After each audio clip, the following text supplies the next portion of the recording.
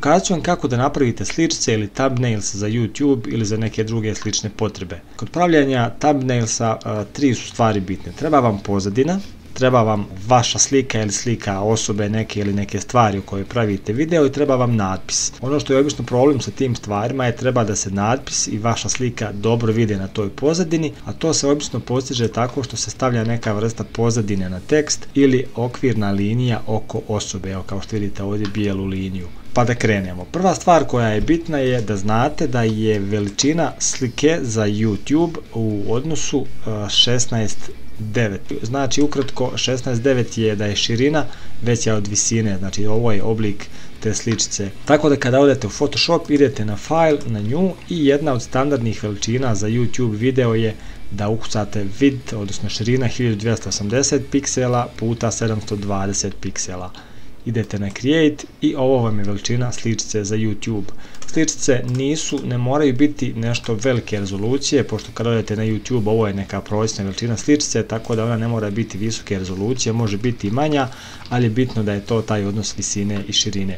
Prva stvar koja vam treba je pozadina, znači možete otići na YouTube i ukucati cool background, ili ako radite video na baš neku konkretnu temu, ukucajte temu toga što tražite i ukucajte background, na primjer naziv neke video igrice ili u čemu god već snimate video. Možete ići ovdje na alate i veličina odabrati veće fotografije jer će biti veće rezolucije i bit će vam lakše napraviti thumbnail.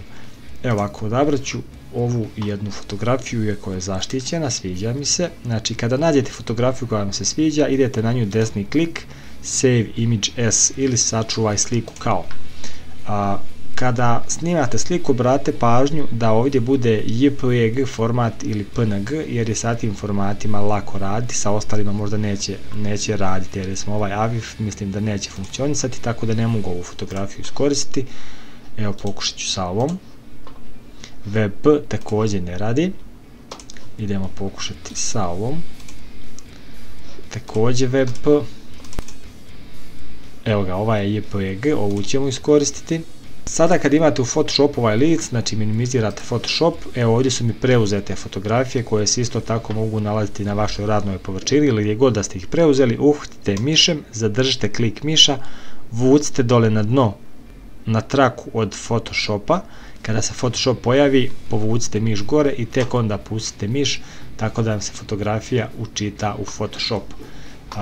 U uglovima imamo ove kockice koje kad uhvatimo možemo povećavati ili smanjivati fotografiju i potrebno je da povećavamo fotografiju da bi nam ona mogla stati u kadar. Kada kadrirate pozadinu, stisnete Enter na tastaturi i pozadina će ostati aktivna. Sada nam treba naša fotografija, naći ćemo neku osobu, evo recimo uzet ćemo ovu djevojku, ići ćemo desni klik na nju, Save Image As, u pitanju je JPEG, to nam treba, prevući ćemo na isti način i djevojku na ovu našu pozadinu. Sad ovako, ono što je najveći problem je kako da uklonimo pozadinu sa naše fotografije. Kada smo tu stavili djevojku, moramo samo stisnuti Enter na tastaturi da potvrdimo unos fotografije u Photoshop i sa lijeve strane ćemo ići na ovaj čarobni štapić. Ako vam tu nije čarobni štapić, znači četvrti po redu, zadržite klik ili idite desni klik na tu opciju, znači bilo koja od ove tri opcije vam je potrebna. Imat ćete ovdje opciju koja se zove Select Subject. Ta opcija će automatski u Photoshopu označiti osobu i ukloniti pozadinu. Kada vam se to označilo, ići ćemo u donji desni ugao na ovu ovdje ikonicu, to kada tapnete pozadina će se ukloniti. Sa lijeve strane idemo na ovaj znak za premještanje, odnosno Move Tool i sada možemo našu ovu pozadinu premještati i stavljati gdje želimo, vući u stranu i tako dalje i povećavati ili smanjivati. Pošto je na ovoj našoj pozadini tijelo odsječeno ovako dole, onda ne možemo baš ovako staviti fotografiju pošto nema baš smisla, nego mora ići u donji ugao, odnosno u donji dio ekrana. Eto ga, tu ćemo staviti tu osobu. Kada završite sa premještanjem i pomjeranjem, stisnut ćete Enter. I sada treba da stavimo neku liniju, neki okvir oko ove osobe, tako da bi ona bila malo bolje vidljiva. Sa desne strane u Photoshopu imate traku koja se zove Layers. Ako je nemate, ići ćete gore na Window i ovdje ćete pronaći Layers i mora vam biti otkačena. Znači možda vam se nalazi ovako negdje ovdje gore, možda je smanjeno, na ovu strelcu povećavate. Uglavnom pronađite traku Layers I unutar slojeva, znači imamo našu bijelu pozadinu, imamo našu šarenu pozadinu, vidite ovdje, i imate ovdje našu djevojku. Idemo, odnosno na naš lik, idemo desni klik na naš lik, idemo na ovo blending options, to su opcije stapanja. Tu će nam se pojaviti mnogo nekih opcija, nas interesuje opcija koja se zove stroke. Kada tapnete na stroke, otkačite je i tu označite, imamo opciju desno da povećamo debljinu te naše linije. Imamo opciju da odaberemo boju.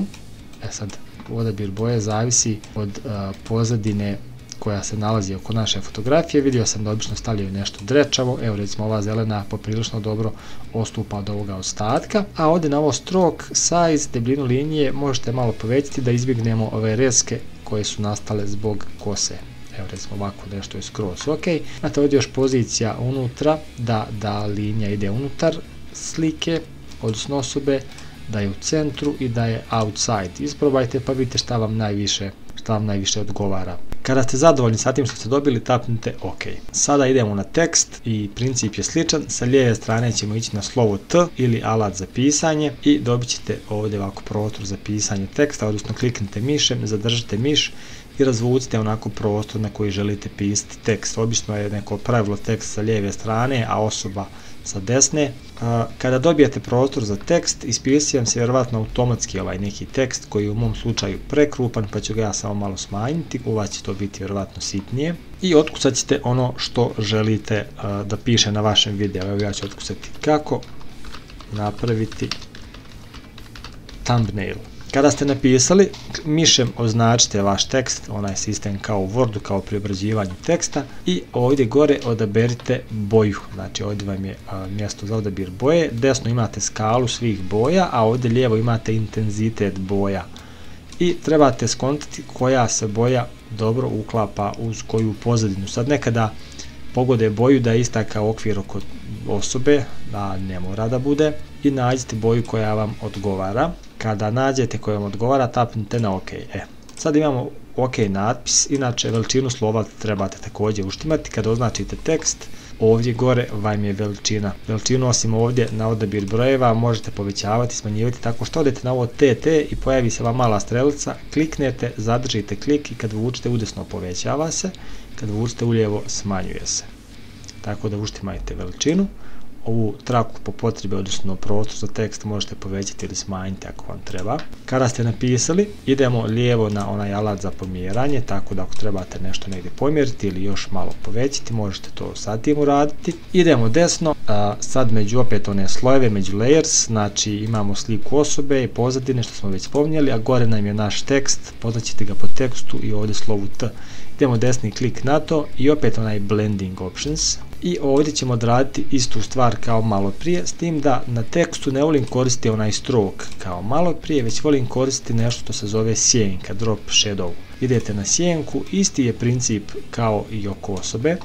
Znači desno odaberete boju, recimo meni ova crna uopšte sjenka nije loša, ali vi možete naći nešto drugo što ide uz ovu plavu. Zelena nam ova ne ide nikako, ali recimo crvena može proći, plava možda čak ili neka druga. Sad ova sjenka je malo prevelika.